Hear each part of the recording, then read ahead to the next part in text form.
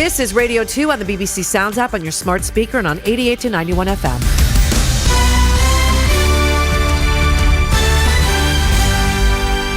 BBC News over 8 o'clock. This is Mike Powell. The Chancellor, Kwasi Kwarteng, has denied that the tax cuts he unveiled in the Commons earlier are a gamble. The measures include bringing forward a reduction in the basic rate of income tax to 19p and scrapping the highest rate altogether. The government wants to pay for the changes in part through increased tax revenue from the increased growth they say the measures will bring. Opposition parties have heavily criticised the plans, saying they reward the already wealthy. The Chancellor disputed this. Being fair means what we did this morning, where we reduced taxes right across the income bracket. So if you look at what we did with the basic rate, originally the basic rate was going to kick in 2024. I brought that forward to 2023. We've also abandoned the increase in national insurance, which puts £330 into 28 million people's pockets. The markets responded immediately to the announcement, with the pound briefly falling to a 37-year low against the dollar.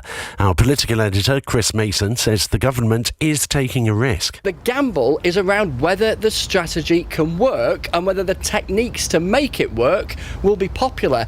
And there is the downside, potential downsides. Look at the markets today, the falling value of the pound, the increased cost of government borrowing in direct reaction to what we saw in the Commons earlier. So there's clearly a big judgment call being made here. The RMT union has announced a 24-hour strike on ScotRail on Monday the 10th of October in a dispute about pay. The stoppage will follow 3 rail strikes across Britain on the 1st, the 5th and the 8th of October. A team of human rights experts assigned by the United Nations has concluded that Russian forces have committed war crimes in Ukraine. The Independent Commission of Inquiry said it found evidence of bombings of civilian areas, numerous executions, torture and sexual violence, including against children. Alexandra Matvichuk, a human rights lawyer in Kyiv, says an international tribunal is needed to bring the perpetrators to justice. A national legal system is overloaded with a huge amount of crimes. International Criminal Court will limit itself only to several selected cases.